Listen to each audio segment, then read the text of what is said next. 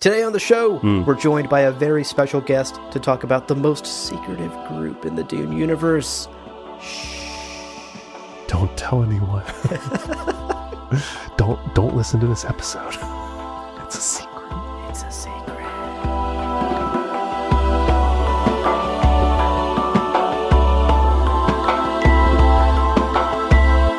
Welcome to Gom Jabbar, your guide to the iconic world of Dune. We'll be exploring the themes, philosophies, and characters found in the sandy depths of this vast universe, from Frank Herbert's groundbreaking novels to the adaptations on film and TV. My name is Leo. And my name's Abu. Oh, and today on the show, we are talking about the hidden Jews of Dune. What an incredible opportunity we have today, not only to talk about this in kind of a nice, controlled environment, but also to share an incredible interview that we had. But more about that later. Let's take care of our housekeeping quickly so we can get into the fun.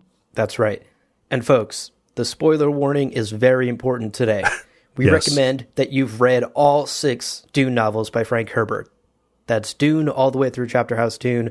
The hidden Jews don't show up until the final book by Frank Herbert. And a lot of today's conversation simply won't make sense to you unless you've read all 6 books. So we strongly recommend you do that today. Indeed. Now, as always, a huge shout out to our Kwisatz Haderach level patrons, Daniel, Dion, Seth Redden-Greer, Brad Hutchins, Kevin Mohenram, and Roger Young. Every time I read that, I'm starting to feel more and more like the lineup announcer at like a major sporting event. It's like playing for the Gom Jabbar. Fellas, we thank you so much. The conversation we got to have today with DZ is like in no small part thanks to you. So this episode and broadly the show, it exists because of your generosity. Thank you. And of course, that thank you does extend to all of our patrons at every level, even those people who have just told their friend about their favorite Dune podcast. What you do makes what we do possible, and we cannot thank you enough. That's right. And please let us know what position on the baseball field you'll be playing so we know how to announce you. You know, it's important for us to know that. Yeah. Weirdly, all pitchers. They're all pitching. You're all pitchers? No one's up to bat? We're never going to win this game. And on first base, we have Daniel Dion, Seth Redden-Greer, Brad Hutchins, Kevin, and no one else on the field. A bold strategy. Let's see if it pays off. Folks, the Gom Jabbar Little League is not going to win. This is not looking good. Maybe we will. They can't hit a home run if there's no pitcher. Yo, that's so true. That's so true. Well, regardless of the composition of our baseball team, we also want to acknowledge that things are tough right now. The economy is in shambles and folks are tightening up their purse strings. We totally understand if you can't become a monthly supporter on Patreon right now. Check out the Buy Me a Coffee link in the show notes below. That's a place where you can just send us a one-time tip of any amount of your choosing. And even those one-time tips add up and go a long way toward helping us keep the lights on, pay our bills, pay our team members, and continue to do what we do week in and week out. Indeed they do. Okay, so today's episode, extremely exciting. We are going to be talking about the hidden Jews that appear in the 6th book of Frank Herbert, Chapterhouse Dune. And we're going to start by breaking down some of the critical views of Herbert's decision to introduce the hidden Jews in this final book. Then we're going to share an incredible interview that we had with Dr. DZ Kalman, a research fellow at the Shalom Hartman Institute of North America, who has written about this topic. Like his academic focus is so exactly this. It's wild to me. It's incredible. It's hilarious. He's so cool. Yeah. And then finally, we're going to wrap up by processing our own feelings and kind of sharing our takeaways after doing all of this research and as huge fans of Dune, but also people willing to be maybe critical of this thing that we love so much. Hope you're excited. Let's take a quick break. When we come back, folks, all of that is coming up on this episode of Gom Jabbar. We'll see you in a minute. Welcome back, everybody. Okay, let's quickly, just very, very quickly, go over a brief overview. What are we talking about today? Maybe it's been a minute since you read the book.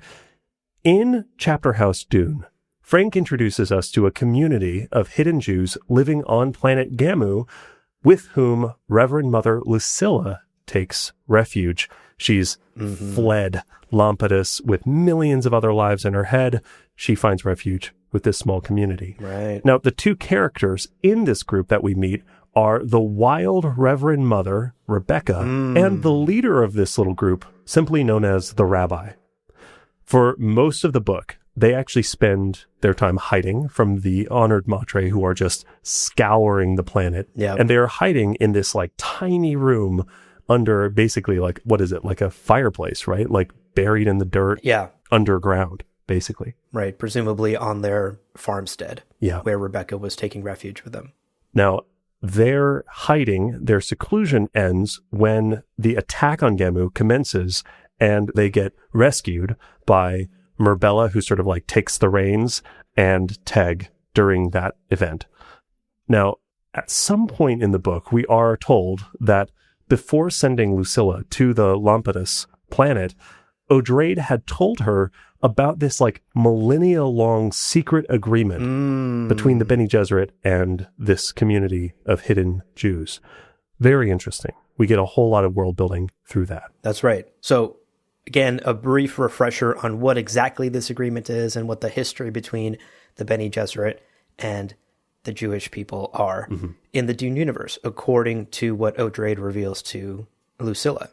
So Lucilla is told that when humanity first ventured out into the stars, the Jewish people had their own version of a scattering. This was an opportunity for them to also scatter off of planet Earth and disappear out into the cosmos.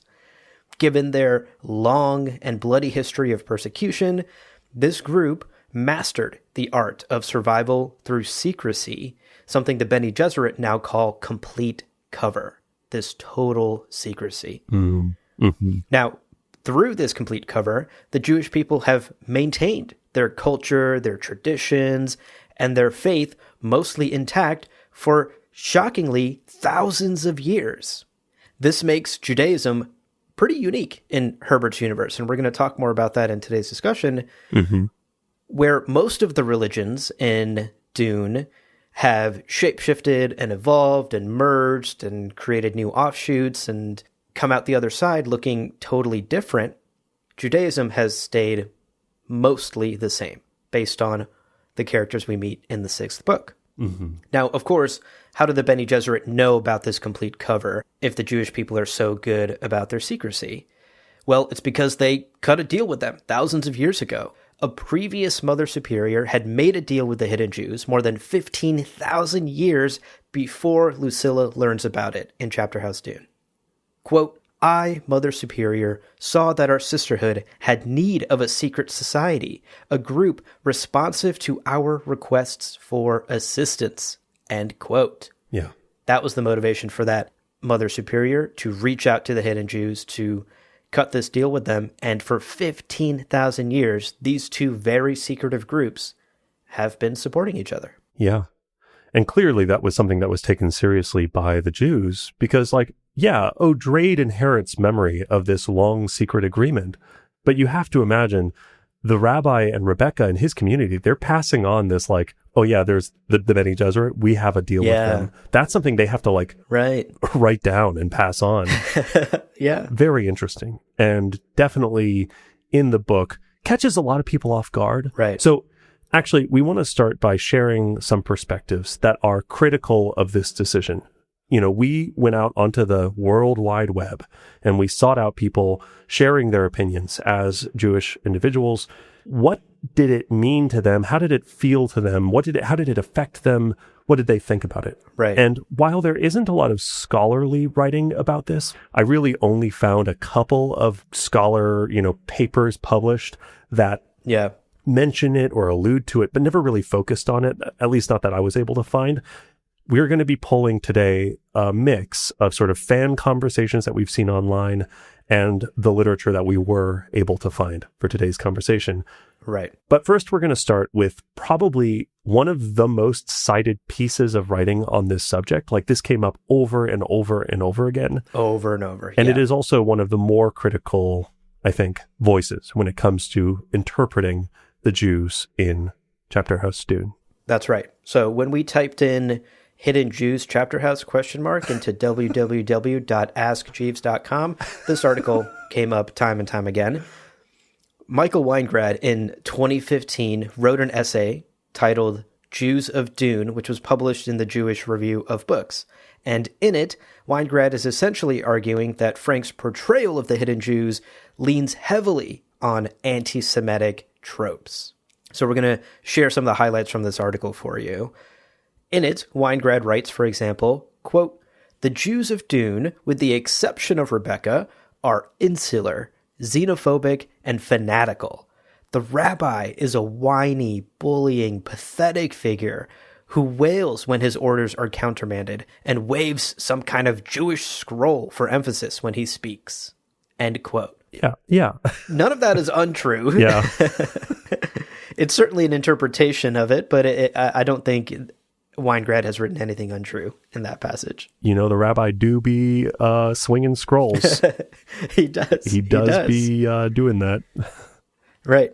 Obviously, that strikes a very critical tone, and much of the article is similar. So, for example, Weingrad goes on to note that Herbert's depiction of the Jews as the only stagnant and unchanging group in the universe is actually an old Jewish stereotype, quote, "reflecting supersessionist Christian claims that the Jews have had their day, but are no longer a living part of history's drama." End quote. They're frozen in amber, unchanging. Interesting. Sure. Which I think, again, is a fair point. Yeah. A lot in Frank Herbert's universe evolves. We get religions like the Zen Sunni, which are clearly based off of old earth religions, but have evolved over thousands and thousands of years. So it is a choice to make the Jewish people essentially unchanged. Yeah. And Weingrad finds that to be stereotypical rather than creative. And this is such a useful perspective because I didn't know, as someone who is not super familiar with either really Christianity or Judaism, the idea that that is something often leveraged in judgment of Jewish people whose faith maybe is a little bit more consistent or at least perceived that way by outsiders. I had no idea that that was a stereotype. So I think, yeah, me neither. Regardless of whether or not I end up fully agreeing with Weingrad's interpretation of like the rabbi as pathetic, for instance, I'm still so appreciative that he's sharing this perspective because, again, it's one that I just didn't have access to. Same. This was an enlightening article, even if I didn't agree with everything in it. And in fact, there's one more important note that we want to highlight from this essay, and this in particular is one part that I disagree with. Weingrad posits a theory in his essay that Herbert made these choices, leaned into Jewish stereotypes out of some sort of envy of the Jewish people, actually, because the Jewish people can claim a close lineage to the divine. And because Herbert is so obsessed with genetics in his story, he envies this connection. Weingrad writes, quote, "Jews who claim biological kinship with the patriarchs, prophets, and Messiah naturally possess that with which Christians have a more uncertain relationship. Herbert's Dune novels are all animated by the conviction that the truth is in our genes." End quote. Okay. That's, again, that's an a theory. interesting perspective that I did not have access to before reading that. I don't know that I would describe Frank as necessarily obsessed with genetics as much as he is like politics and a lot of the other themes of Dune, but like interesting. And again, good to have that point brought up so that we can kind of take that into consideration. For sure. With all the other things that we are seeing. For sure. Now, along those lines, we found other critical takes on this, but these are a little bit less heady and simply found the inclusion of the hidden Jews confusing or basically just unnecessary. Like you're kind of shoehorning this in at the 11th hour, right before you like die and finish the series. Jesus, yeah. But kinda. So yeah, I mean, not Jesus. We can't say Jesus on today's episode, In her 2009 review of Chapterhouse Dune on Billion Light-Year Bookshelf, Lee Kimmel, for instance, writes, quote, "The sudden introduction of the secret Jews into the narrative seems rather forced, particularly given that previous installments of the Dune saga have focused primarily on Islamic symbolism and cultural motifs. Rebecca, the Jewish woman who is also a Bene Gesserit Reverend Mother, always feels as though she were forcibly inserted into the story rather than rising organically from the world that has been developed." End quote. Okay. And again, this is something that I don't fundamentally disagree with. Like, the Jews really do come out of nowhere. And there's no like foreshadowing. In Dune, there's only one reference to the Talmud, and it's in the appendices of the very first book. So it's like, this really does come out of nowhere. And I don't think you can say it doesn't.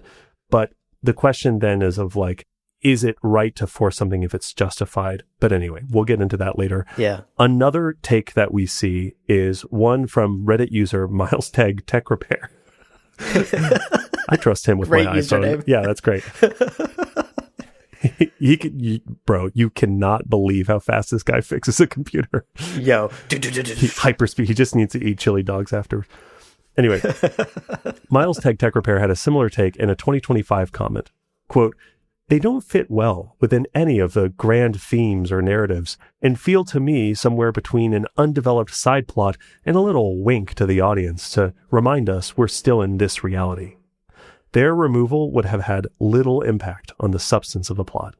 End quote. Bit of a more critical take there than Lee. Yeah. And again, interesting. You know, you talk about like good writers write, great writers edit. Is this something that should have been left on the cutting room floor or not? That's another interesting perspective. Yeah, for sure. Now, finally, one more critical quote that we wanted to share with all of you. In our research on AskJeeves.com, we were really trying to focus on the Jewish perspective. We wanted to hear from people who were part of the diaspora. And so we sought out comments and writers with that background specifically. So here's a comment from 2023 by a Reddit user named Larry Cripples, who found that Herbert's understanding of Judaism felt incomplete, that it was lacking the detail and attention that he gave, for example, to the Islamic and Arabic history that he borrowed so much from in the earlier books. This felt half-assed, for lack of a better word. So here's what Larry wrote in a comment in 2023 on Reddit. Quote, "As a Jew of the diaspora, I also think Frank Herbert's view of Jews and Judaism is a little uncomfortable. While Jewish history is definitely full of perseverance against oppression, the books kind of suggest that we're completely defined by those experiences and have never been able to move past them. I also think the presentation of Judaism as this super dogmatic, unbroken line of total cultural and social continuity is really off base. Judaism, like every religion and culture, has evolved tremendously based on the time and place of its adherents." End quote. Yeah, I appreciate that because we can't know what was in Frank's heart and mind when he made the decision to include the Rabbi and Rebecca, but we can read the words and come away with an understanding of, does he have a grand knowledge of this faith that he's like borrowing from, that he deeply respects and is included for X, Y, and Z reasons? Or is it a little bit more like shoehorned in arbitrarily? Right. So that's also totally fair. And that's interesting to hear. Thank you, Larry Cripples. These usernames. The joy of citing Reddit. Truly. Now, we did want to share another perspective, and this is maybe a little bit more of a middle ground, because not all of the thoughts and the feelings that people were sharing online are negative or critical. Yeah. And we found a really interesting perspective in an excerpt from a paper written on religious pluralism by Dr. Jonathan Weidenbaum from Berkeley College. Now, Dr. Weidenbaum writes, in Chapterhouse, quote, "There was one religion that has remained unchanged over the long eons of time since the present. I take some pride in the fact that this one stubborn faith community is the Jews." End quote. And it's like, hell yeah. It's like, yeah, man, sure. Right. Now, Weidenbaum acknowledges the debate about the hidden Jews and even references the Weingrad's essay that we talked about earlier in the episode. But rather than engage with that debate and like spend multiple, sections talking about it, because again, that's not necessarily the focus of this paper that he's publishing. Right. He simply shares his perspective. Quote, "I will run my imagination a bit and fantasize that perhaps in the centuries and millennia of attempted mutual religious belongings, that which would eventually result in new and synthetic faiths like Buddha-Islamic and Mahayana Christianity, there appeared the occasional pockets of resistance, the recognition of a real and vital opposition of some kinds of spiritual philosophies against others." End quote. Okay. And he talks about how that just makes it a more diverse and interesting universe. Yeah. One where there are people who change, and then there are people who feel like they have such a connection to something real and rock solid that maybe it doesn't change. And isn't that a more interesting universe, that there are those people in addition to others? Right. And that was his sort of transition out of talking about it, basically. Right. Weidenbaum seems to find it admirable here that in a fictional universe where so much has changed and evolved and combined and takes totally new shape, especially when it comes to culture and religion, that there are a group of people who say, no, this is what we believe. This is our rock solid foundation of belief and faith and culture, and we're not going to change that. No matter what happens, no matter what danger we may face. Again, the Jews, with their history of persecution, have faced endless danger and have still persevered. And that through line continuing for the next thousands of years, as, for example, they're faced with the Sardaukar, as they're faced with different emperors, they continue to maintain what they believe. I think Weidenbaum finds something admirable in that. Yeah. And I definitely appreciated that perspective. I did too. And again, as someone who's non-theistic myself, it is strange to me sometimes when theistic faiths that have a truth claim do evolve wildly, and they say, this thing is because of our God. And then 1,000 years later, they're like, no, this thing is science, but actually, this other thing is because of God. And that's always felt strange to me. And again, this is just my perspective as a non-theistic Buddhist. So the idea too, that if you are truly devout, why would it change? Why would it merge with these other contradictory faiths? That's an interesting perspective as well. And to find pride in that is interesting. So it was very cool to find this document. And you can find, the whole paper is really cool. It's on Google Scholar. So if you look up Dr. Jonathan Weidenbaum from Berkeley College on Google Scholar, check it out. It's very cool. Yeah, and we can link a lot of these essays and articles in the show notes below if you want to read them in full. Indeed. Okay, so this segues us nicely. We've covered some of the more critical views of the inclusion of the Jewish people in Chapterhouse Dune, and we also shared Weidenbaum's sort of neutral middle ground perspective where he admires certain parts of it. I think this segues us nicely into the second half of our episode where we have a very special guest joining us for a very cool interview. Mm-hmm. So stick around for that, folks. We'll be back in just a minute with that interview. Welcome back, everybody. Okay, it's time. We are so excited to share our interview with Dr. DZ Kalman. Now, before we do, just want to give you some background into who DZ is. DZ is a fellow at Harvard's Berkman Klein Center and also a research fellow at the Shalom Hartman Institute of North America. We reached out to him because in 2024, on his Substack, Jello Menorah, he wrote an essay titled, What the Jews of Dune Meant to Me.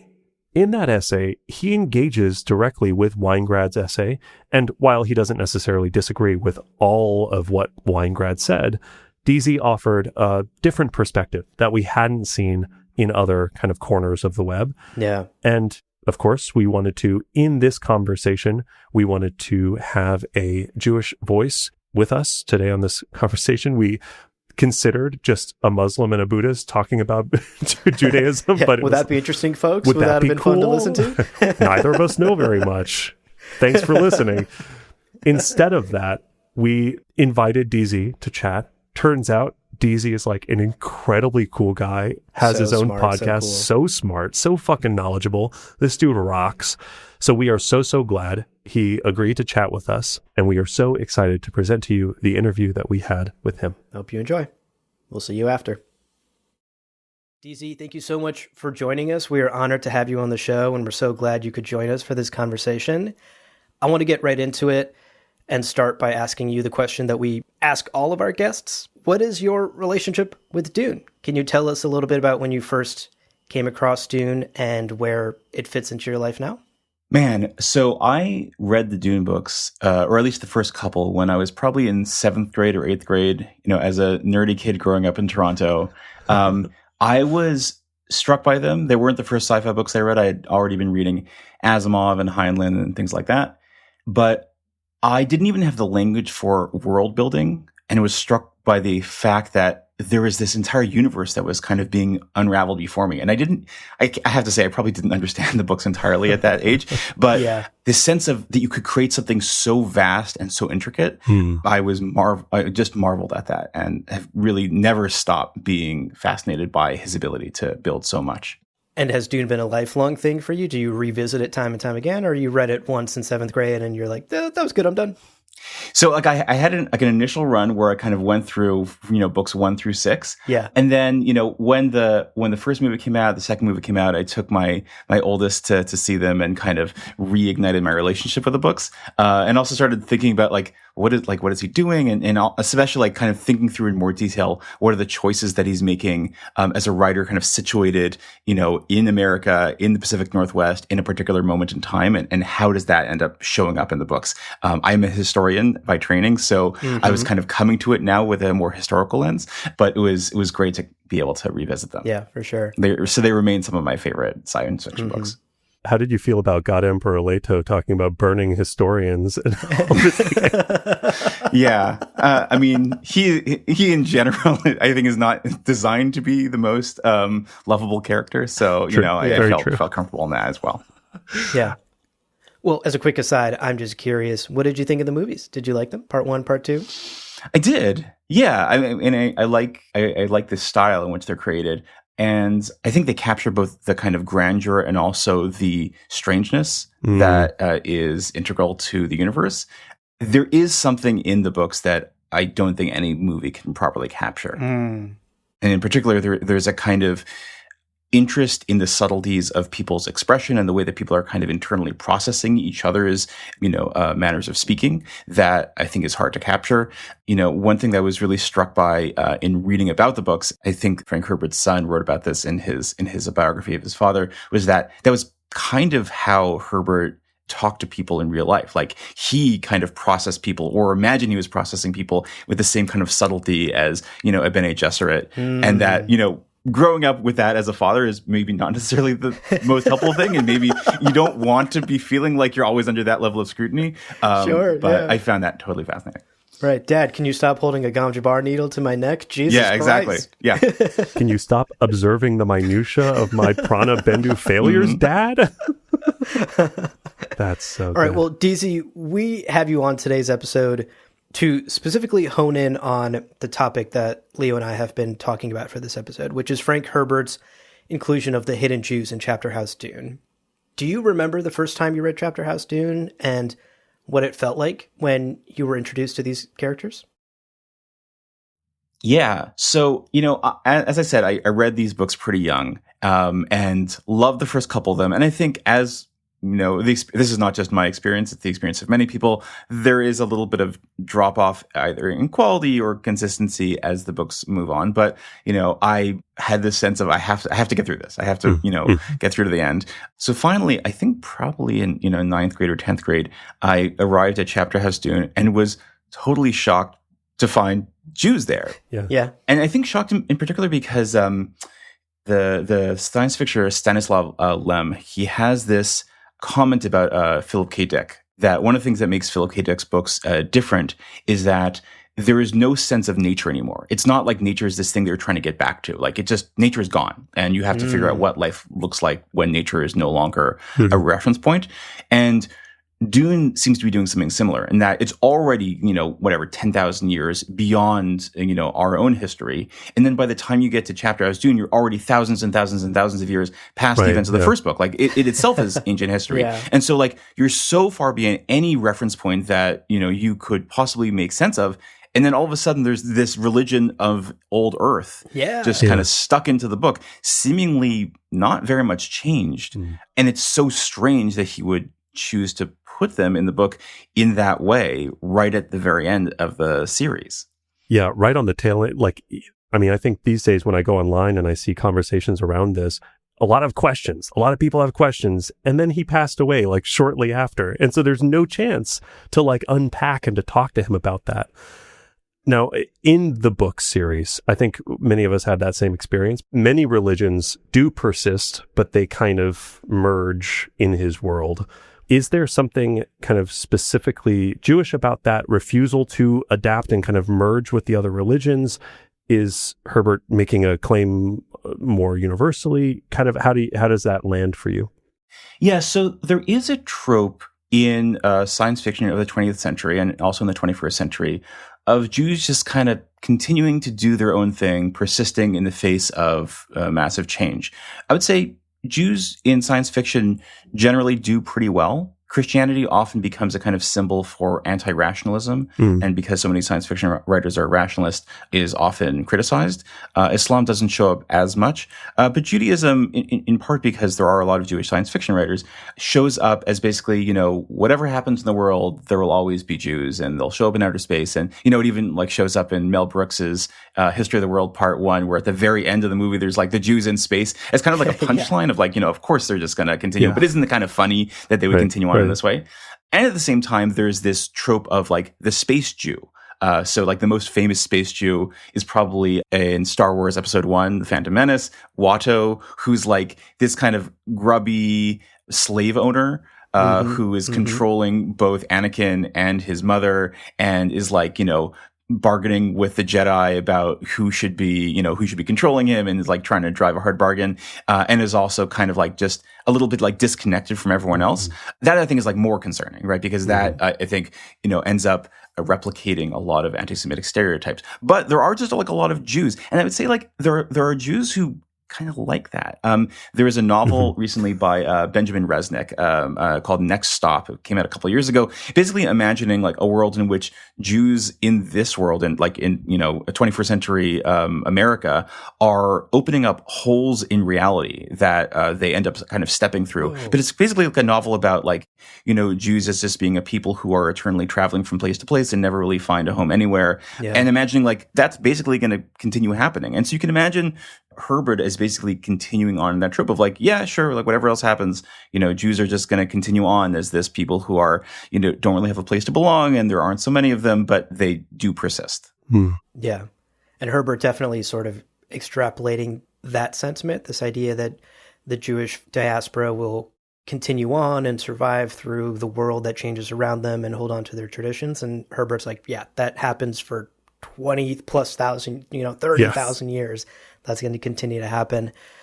Leo and I had talked earlier in this episode about Michael Weingrad's 2015 essay, where he claims that Herbert's depiction of the Jews is tropey and leans anti-Semitic. And you engage with that in the essay that you wrote that Leo and I also talked about.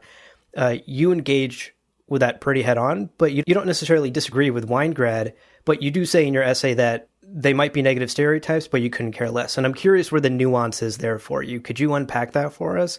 Why couldn't you care less, even if they are a bit tropey, even if Herbert is leaning a bit anti-Semitic? Yeah, so to say, there's a couple of things that Herbert says in particular that have anti-Semitic undertones. One is the sense that Jews are very secret about their own identities, right? One of the characters in the book says that Jews are private such that you could work a lifetime beside a Jew and never suspect, out of a sense of like there's something essentially deceptive about being Jewish. And the other is that Herbert has this funny kind of reflective move about the Bene Gesserit, where the Bene Gesserit obviously care a huge amount about lineages. And so he reflects on the fact that, oh, isn't it interesting that Jews also care about lineages? When, of course, like perhaps that had something to do with the design of the Bene Gesserit themselves. But it is itself a little bit troubling because there is also a long history of groups saying, well, actually, we're the new Israel. We're the real Israel. And so there's a bit of an issue there. I kind of don't care because the very fact of their presence was enough for me. The very fact of imagining Judaism existing in, whatever tens of thousands of years into the future just opened up a window in my mind that I had never really thought about before. I'd never really thought about what would it look like to imagine Judaism itself, already an extremely old religion, having a future that was thousands of times longer than its own past. And I think that's something that has really never left me.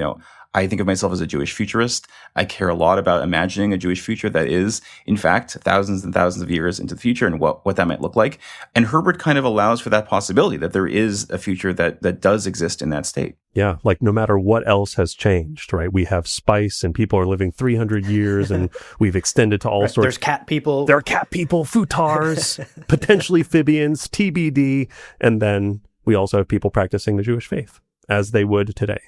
Right. Of course, what I would change is that whereas Herbert imagines that future is one of extreme, almost impossible stability, I would say, well, if you're going to imagine how much Judaism itself has changed since its origins, you can imagine that it could change to the same extent or even to a greater extent, given thousands and thousands of years into the future. So in that way, I would defer from Herbert, but the very fact of their presence kind of like opens up the possibility, allows you to start thinking about this. That's true. For sure. He does have quite a few things to say about stagnation in a judgmental way, that idea of things not changing being a sort of death trap. So seeing there some implicit criticism as well. Like if they haven't evolved, if they haven't changed, they're following a pattern that he labels as like, that's not a good long-term pattern. Now, obviously, we have to speculate a little bit when we talk about why he introduced the hidden Jews in Chapterhouse. In your essay, you speculate a little bit, but I think just for our listeners and for us now, would you mind sharing your theory as to why you think he included the Jews as he did? Yeah. So I wish I could ask him. From what I can tell, it doesn't seem to have been a subject that his biographers have spent a lot of time on. Mm-hmm. But my theory is it has something to do with the way the Chapterhouse Dune itself is written, in particular, the fact that it was written after the death of his wife, Beverly.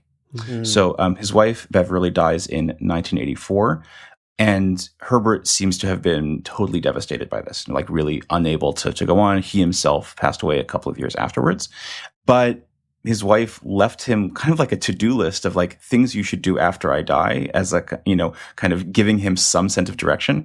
And number 7 on that list is finish Chapterhouse Dune. So he does in fact finish the book. But this is a book that he is writing really on his own, right? Previously, Beverly had been, she herself was a writer, and I think had been an important source of inspiration and deliberation about the book process themselves. Chapterhouse Dune is different. So my sense is that he's doing something in Chapterhouse Dune that's a little bit more personal than in the other books. And so, right, famously, he ends Chapterhouse Dune with this very strange chapter about Daniel and Marty. It's not clear who these characters are. They just seem to be very powerful, and they kind of like, they're not really in the story. They're kind of outside the story, as you can imagine a writer being outside of a story that they themselves are writing and have quite a bit of power over. And so you could imagine this as being a kind of conversation between him and his deceased wife. And as part of this, as part of kind of reflecting on what the books mean and what their intent is, you can imagine Herbert trying to kind of pull back the veil a little bit about the ideas that he had been discussing through all these newly invented concepts like the Bene Gesserit, like the notion of spice, like the Spacing Guild and all the rest, and kind of bringing it back to like, well, what's the world that I am living in? And imagining Jews as being kind of one feature of the world that he's living in. And I don't know that Herbert is specifically trying to talk about Judaism as such. It doesn't seem like he knew that many Jews. It doesn't seem like he had a particularly intense relationship with Judaism. There is a little bit of Judaism in the books, right? The Kwisatz Haderach is a Hebrew phrase. It's really unclear how he gets to that phrase. I would still love to figure out how he gets to that phrase. Yeah. So I imagine Jews for him representing not a specific religion, but a kind of stand-in for the world in which I live, a kind of like persistence of the world in which I live at a time when his own life is, has changed irreparably, and, and he's reaching the very end. So that's how I see it. That's at least my speculation. I don't know if it's true. I'd love to find out. I know there's archives of all of Herbert's correspondence. I'd love to, at some point see what he actually thought. But that's as far as that is my best guess. Yeah, I think that's a really great guess. And for what it's worth, I definitely agree. Leo and I have covered Frank Herbert and his writings and the extended universe and anything we can dig up for the last 6 years now. And I also get the sense that the Jewish characters that are introduced in Chapterhouse aren't Frank Herbert's commentary on Judaism. They're more another sort of tool that he's reaching for in his toolbox of knowledge to add something to his story, to make some commentary about his world today, about the world that he sees in 30,000 years, and all the connective tissue in between that, and all the themes around politics and society and history that Herbert was always fascinated in and has been in all 6 of the books.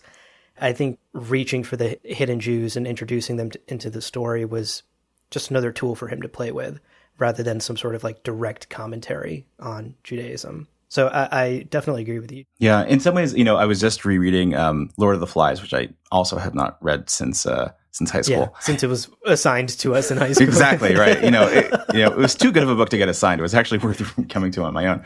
But right at the very end of that book, you have an adult show up for the first time. Mm-hmm. And that adult is really important because it gives you a sense of just how far this group of kids has gone off the rails over the course of the story by giving you some kind of reference to, adult society. So I think there's something similar going on in that gives you a kind of sense of scale to have something that you are familiar with in this world that is totally foreign. Yeah, definitely. Yeah. I've been digging through the Fullerton archives of these letters and correspondence. I've seen the contents of Frank's wallets. He has a guide to fine Italian wine. It's very important to have that on at all times. And I'm not seeing a lot of correspondence about Judaism, and I'm not seeing that, and I'm not done, but I don't know. I agree with a lot of what you've said.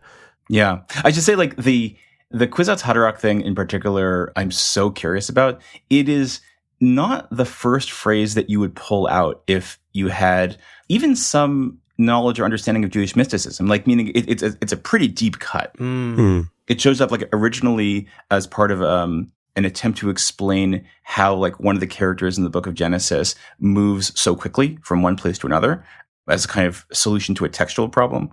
And then shows up much, much later, in the 18th century and the 19th century as a way to think about people who have either particular, actual miraculous ability or have the ability to kind of commune with the universe in some greater way. But it's not a particularly well-known phrase. I think Herbert's use of it probably elevated its status even within the context of Jewish mysticism or Hasidic thought quite a bit. So I am so interested in how he got to this particular phrase. Right. Where did he come across it? What was the context? Did he know? What was he inspired by? Yeah. Yeah. Questions that we don't have answers to, but we would love to know.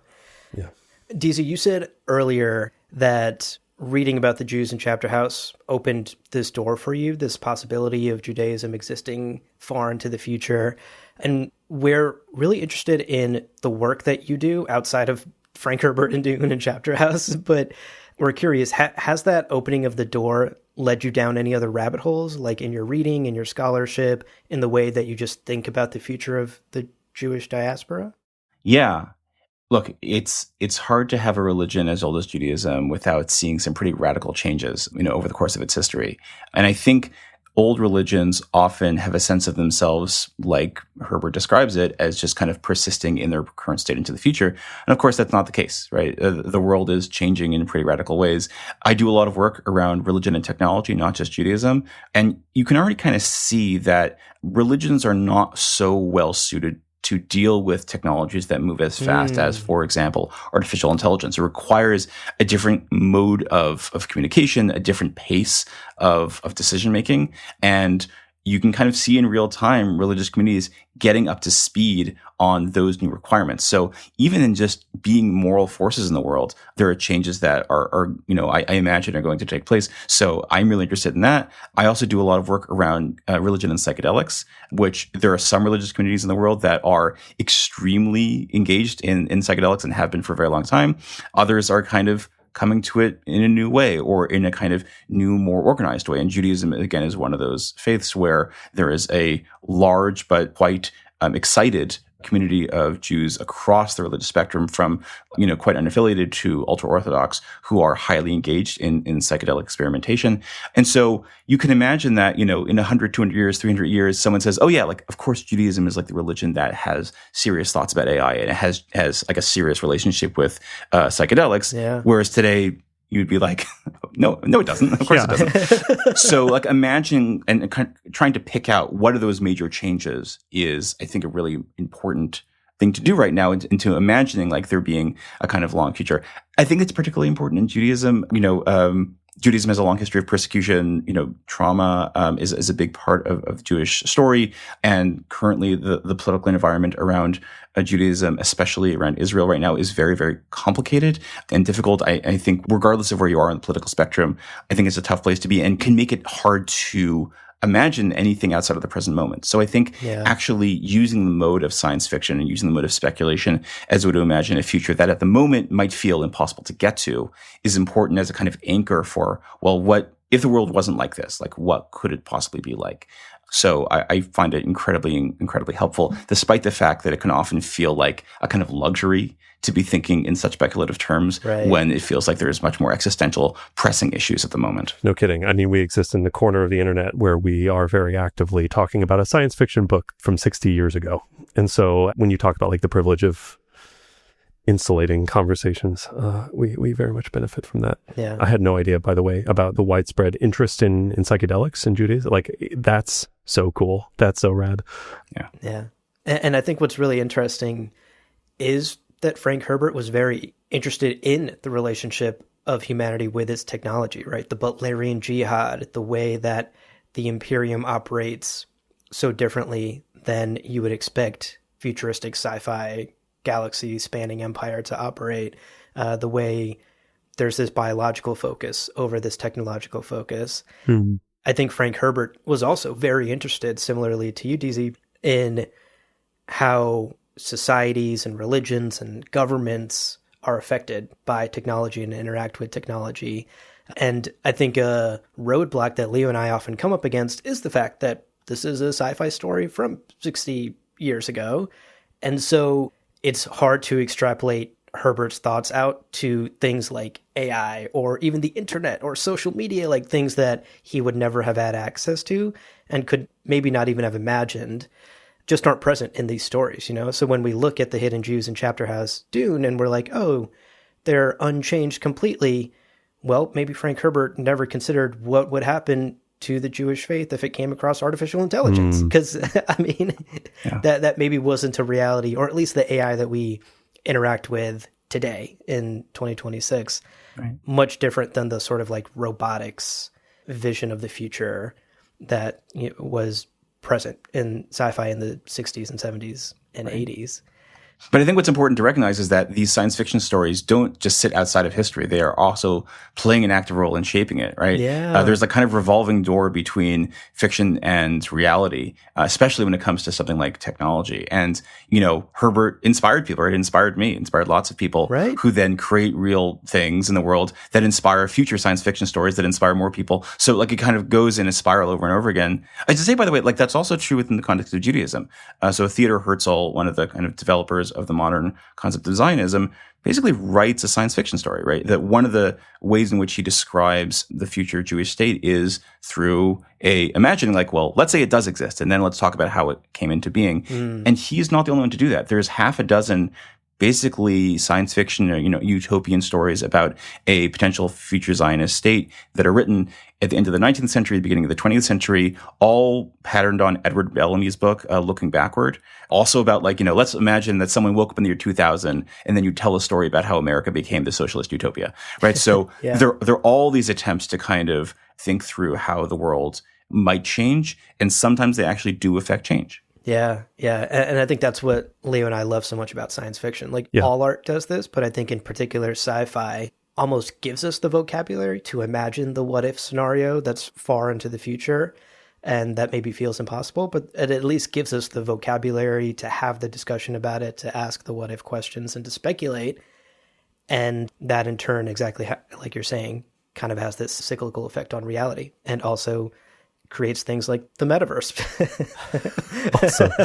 But also because it's forward focused, right? Like you say, okay, there's this future where the Jewish people are and have not changed, or you write a book where you say, hey, there's this future and the Jewish people are and they have changed dramatically. And either way, a reader today can read that, have a feeling, have a reaction, and then make a choice about how they move forward and how they work to bring either Judaism forward or not. And again, that same thing, but copy and paste it to any quality of life. If you talk about how morality changes as, AI takes over, it's like that same conversation could be had about what do you want tomorrow to look like? Yeah.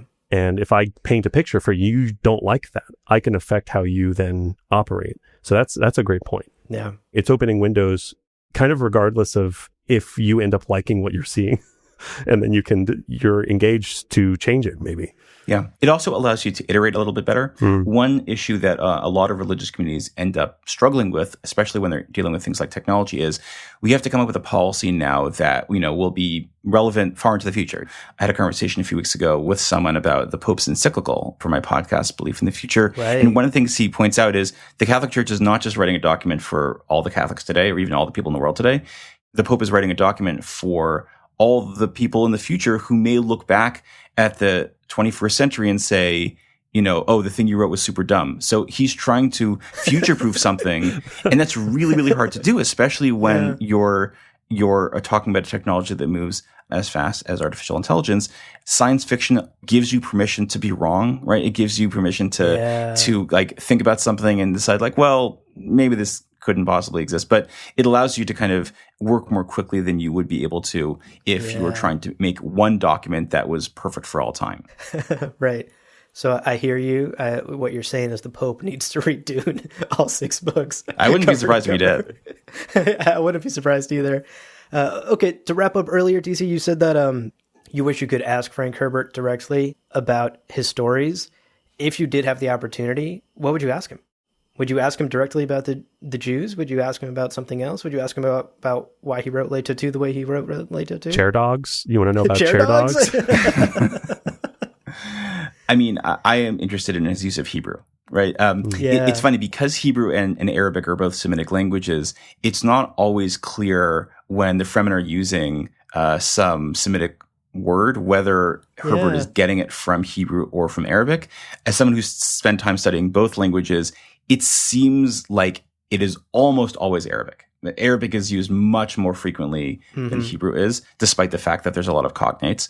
So in the few instances where Hebrew is the language of choice, I am very curious how we got that information, because it does seem like a lacuna in what we know about Herbert's life. Yeah, for sure. I am also deathly curious about that. Well, thank you so much for your time. Is there anything that we haven't asked you or brought up today that you feel is important to say in this conversation? No, this has been the highlight of my week. Oh, that means the world to us. Thank you so much. Well, to wrap up, you also have a podcast. You do some great work online. Can you tell our listeners where they can find you and your work? Yeah, so I have a podcast, Belief in the Future, which is about religion and technology. This season, it's very much about AI. I also have a blog, Jello Menorah, which is both about religion and technology, but also specifically about Judaism, and then, whatever other places I happen to show up. Amazing. We'll link all of that in the show notes below. And I will say for our listeners, let me just read off some of the titles of the recent episodes. The Image of God in the Age of AI. Are AI sermons a good thing? The Wild World of Bible Apps. The Church That Wants to Build God. Oh. What good titling too. I know. It's so good. I stopped listening to the Wild World of Bible Apps in order to be here today. Yeah. The Butlerians. Sounds like the Butlerians would be at your door. Yeah, they probably would be. Pitchforks in hand. Yeah. All right. Thank you so much for joining us. This is great. Thank you. Okay. Wow. So what a good. Great chat. Yeah. Honestly, I went in with opinions about the hidden Jews into that DZ interview, and I came out changed. And I think that's what the best interviews will do for you, and what the smartest folks will do for you. They will tell you new things and present you new information that changes your mind. And I think DZ did that. Dude, they say like comparison is the thief of joy. Mm-hmm. Every time I spoke, I was like, why the fuck am I talking? Let this guy talk. He's so good. Talk more. He's so talk smart. more. He's so good. Then I just listened to his podcast. It's great. Yeah. What a great chat. And again, please check out DZ's podcast. We'll link that in the show notes below as well. Mm-hmm. And huge thanks to him for joining us. We wanted to round out today's episode and today's conversation by stepping back. Mm-hmm. And kind of processing our feelings after all of this, right? We've done a ton of research now. We've had this great chat with DZ, and we want to share our perspectives. Where do we ultimately fall on the question of the Jewish characters in the Dune universe and Frank Herbert's inclusion of them? Yeah. I'll hand the mic to you first, Leo. Sure. How are you feeling after all this? Well, first I'll say, I still don't have all of the data. right? I still don't have Frank Herbert's perspective. This is one of those times when, like we said in the interview with DZ, it would have been great if he had published this book and then hung around for a few years to talk about it and to share his perspective of why. Because I do think authorial intent is a big part of this conversation. True. People are saying, well, he wrote this character to be pathetic. And like, that's a little rough because we don't know why he wrote the character the way he wrote him. But nevertheless, it's been so good to get so many people's takes and perspectives on this topic. As always, I feel like I'm really benefiting from hearing other people's perspectives just because I don't have access to those lived experiences and the myriad ways that like Jewish people moving through the world deal with these like microaggressions and then how those manifest in fiction is so interesting and has been so valuable for me. Yeah. Personally, having like really spent time with this book and at least Frank's writings, thinking about the hidden Jews inclusion, I kind of fall more on the side, it came up in our conversation with DZ, but the idea that it wasn't even necessarily about Judaism specifically. Yes. Like it was just an old institution. And with that in mind, Rebecca's journey is a meaningful parallel with Mirbella's, right? Both women are from other old institutions that are not Bene Gesserit, and they both act as sort of a looking glass to reflect on the Bene Gesserit and what it means to be exposed to Bene Gesserit dogma. Mm-hmm. We see Mirbella become a Bene Gesserit. We also see Rebecca become a Bene Gesserit in a sense, but also we see the divide that it creates between Rebecca and the rabbi. Yeah. And I don't even necessarily think it's about the Judaism specifically, but more a matter of how outsiders from other religious institutions get swept up in Bene Gesserit dogma and how this really is like the weapon of the Bene Gesserit. Mm-hmm. Now, like Dr. Weidenbaum pointed out, I think the Duneverse just is more interesting with the possibility of long-lived secret religions. I think that is cool. I think that is more interesting than it would be if you just said, well, no, every single faith on earth got swept into other faiths and they're all gone. That feels small. That feels like a smaller universe. So personally, not to disagree with Miles Tech Repair, again, fastest computer repair you can book this side of Gamu. You got 5 minutes? Go to Miles Tag, folks. He'll finish it in 1 and then spend 4 minutes looking at you. The thing is, I don't think that if there is a problem here, I don't think it's solved by simply cutting the Jewish characters out of the book entirely. And I think from our conversation with DZ, their inclusion in the book served some good for some people. And that's interesting to me. So in the end, I think that I do fall on the side of I support the inclusion of these characters. Mm-hmm. If for no other reason than like, listen, 40 years later, dude, you and me are talking about this on our podcast. Here we are. Having meaningful conversations about like how to properly represent Jewish characters in fiction. And I would not have had that conversation with DZ Kalman, Dr. DZ Kalman, who recommended a bunch of amazing Jewish science fiction. And I'm like, holy shit, look at all of that value that comes out of this decision to include them. Now, ultimately, I don't want to invalidate anyone who read the book and was made uncomfortable by those things. But I think that, again, the solution might not be to strike them fully from the book, because I do think that there's some good there. Mm-hmm. So to wrap up, I think that the inclusion of the hidden Jews was, for some Jewish readers, clearly a net positive. Even imperfect representation can be meaningful and opens up the door and opens up the window, as we said with DZ, for like improving that representation later on. Opens up conversations about what does it mean to properly represent Jewish characters, which might not have been had at all if they had not been involved. Yeah.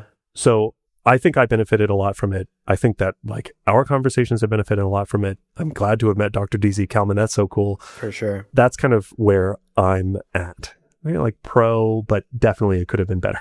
But right. Also maybe it's not even really about the Jews. And that's the real crime, is that he sort of tokenized a valid world religion that doesn't even hide behind the obscurity of, you know, like I'm Buddhist. Buddhislamic is not about Buddhism. It's about this future fictional thing, versus he's like the Rabbi and Rebecca. That reflects directly on people today who are Jewish. Right. That's a little hard. So anyway, that I have a whole new set of thoughts to talk about, but never mind. Right. Now you've branched off into... Wait a second. I may be Wait a second. Hold on. I'm actually anti, maybe. No, I stand by what I said. I think that it's better than it would have been if they were cut. I don't think cutting them is the solution. Yeah. What about you? How do you feel about it? Did DZ Kalman open up windows for you? How do you feel?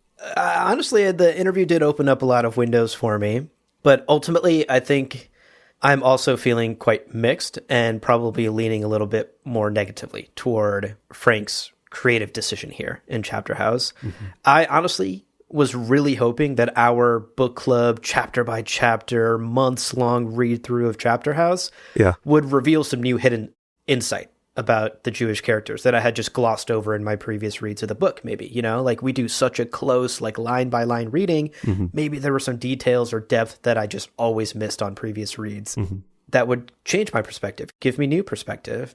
But here at the end of it all, now that we've covered all 6 books, book club style, we've had this chat with Dr. DZ Kalman, we've done our research today for this episode, I'm still just as confounded as I've always been about the Jewish characters in this book. And honestly, after doing the research today, I'm maybe even a little bit more critical of Herbert than I have been in the past. In the past, I've just sort of waved it away as like, yep, Frank being Frank, he included the Jewish characters and kind of played around with it because that's what he does. But now, as I look at it more critically and I read some Jewish perspectives online, I'm maybe feeling a little more negative about it.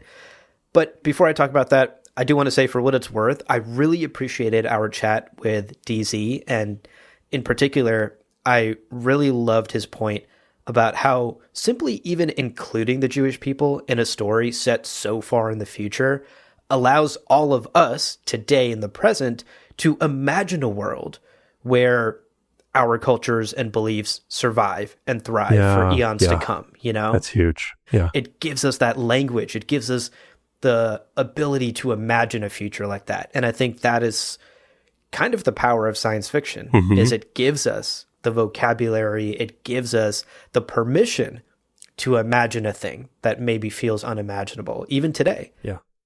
But to say like, oh, the thing that I believe so strongly and is foundational to who I am, that's going to be around for like 10,000 years. Yeah, that's cool. That's powerful. And I think that is a message and that's a feeling that everybody deserves to experience in their life through art, through literature. So I really appreciated DZ's point on that, and I couldn't agree more. But at the same time, when I step back and I consider the Hidden Jews from a narrative perspective, I do think Frank Herbert fell short. Mm-hmm. We said this in the interview, but I completely agree with you that it seems like Frank Herbert was using the Jewish characters simply as this tool to make a point about the Bene Gesserit, to make a point about stagnation, to make a point about dogma, and all of the other themes mm-hmm. that Frank loves to play around with in his stories.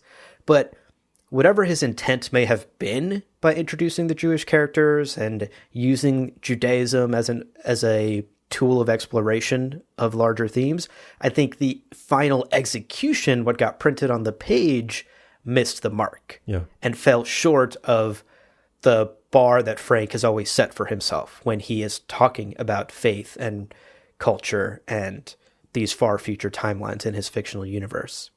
It rubs me the wrong way, for example, that he kind of is going against, he's like retconning his own universe by saying, well, this one faith was totally unchanged. I know I spent 5 books talking about how every faith changes and evolves all the time, especially 10,000 years in the future, but never mind all that, this one doesn't. That to me, feels like you're retconning yourself. And that's one example where I think the execution fell short. I agree that completely cutting them, I don't think is the answer, but I do think we needed to see some sort of evolution in them, to Larry's point from the Reddit post that we shared earlier. So ultimately, to sort of sum up my thoughts and feelings, I think I am a little bit more aligned with Miles Tech Repair's thoughts that we shared earlier, and Lee Kimmel and Larry, some of the more critical voices who felt that the execution and introduction of the Jewish characters felt maybe ham-fisted or underbaked, And I would have wanted more of Frank, I would have wanted more of Frank's editors, somebody to push back on him and say, hey, does this work? And can we rework it? Mm-hmm. That's what I would have asked from Frank. And as it is in the story now, as the final execution exists in Chapterhouse Dune, I do think there's a world in which someone like me who loves to aggressively edit and aggressively cut things, there is a world where you could come in and effectively just remove all of the Jewish characters and the overall story and even the themes and ideas of Chapterhouse basically don't change. And that to me is ineffective writing. It's poor execution. You missed the mark. If you wrote a thing that could have been cut from the book and with minor tweaks, nothing else would have changed. And so that's where I'm ultimately landing with my feelings. I would have liked to go back to Frank and ask him to reevaluate and rework his decision here to include the hidden Jews, to make it more in line with his universe, to make it more accurate with how Judaism has evolved historically, and to really do some more rigorous research around all that. Yeah, that's totally fair. Again, I think we're in total agreement. Pretty much everyone, every voice we feature today is not like, he knocked it out of the park. Perfect representation of Jewish people. Yeah. And I think one of the common through lines is like the rabbi is not presented particularly affectionately. No. And I quite like the rabbi as a character, but I find that I'm in the minority there. I think a lot of people are like, oh, he's so annoying and he's so awful and he's so whiny. Yeah. So I think, it's a great point. And ultimately, let's add it to the list. If we ever get Frank Herbert on a Ouija board, let's ask him what he was thinking. Yeah, for sure. It's a shame that there's no sort of primary source for this. Frank died shortly after the publication of Chapterhouse, so we don't have any interviews or articles or essays directly speaking to Frank in his own words about this choice. And so we're left simply to interpret what's on the page, what actually ended up in Chapterhouse. Yeah, I will say you brought up like reading Chapterhouse with such a fine attention to detail and seeing if anything new comes up. I will say the minyan prayer line that the rabbi has where he says, we don't have enough people for this prayer. Yeah. That I completely missed on my first read. Same. I'm like, okay, so there was some things that Frank clearly did a little bit of research about. Totally. To include them. But again, that doesn't invalidate all of the very accurate things that other people have said. So yeah, I think mixed is the only way to end on this. But that's about where our conversation ends. I mean, there isn't really much more for us to say about it. But we do want to hear your thoughts, dear listener. So absolutely. Before we let you go, please email us your thoughts. If you have any perspective, especially if you're from the Jewish diaspora, so interested to hear your perspective. Email us, gomjabarpodcast@gmail.com. Send us your thoughts, your questions, cute pet or not. On this one, honestly, no pet tax. Yeah. We'll take it. No tax. No tax. This is an untaxed solicitation for your perspective. But we really do want to hear, because I think at the end of the day, it is a complicated topic, and it's one that we only have our perspectives on, and we can only benefit from getting more perspectives. Definitely. So in advance of you sharing your perspective with us, thank you. Thank you so much. Yeah, of course. And before we let you go, one final reminder, the two best ways to support this show and to help us keep doing what we do week in and week out, and to keep finding great guests like Dr. DZ Kalman to join us for these conversations, is one, to become a patron, patreon.com/gomjabar, ad-free episodes, early access to episodes, an exclusive look at our upcoming science fiction magazine project called Stellar, which we're very excited about. Mm-hmm. All of that is linked in the show notes below. Of course, also in the show notes below is the link to our merch store, gomjabar.shop. That's where you can find some custom-themed Dune swag that you can wear out into the real world. How exciting is that? Maybe you'll find a cute person who asks you about your cute Gomjabar shirt, and then you find love. Whoa. I don't know. Whoa. We'll take credit for you finding the love of your life. Gomjabar.shop. Yeah, you're fucking welcome. Lifetime of solitude? You're welcome. No, not in this goddamn house. Chip and shatter. Your Gomjabar merch meet cute moment? Tell us about May it. thy virginity chip and shatter, if you know what I mean. Hello.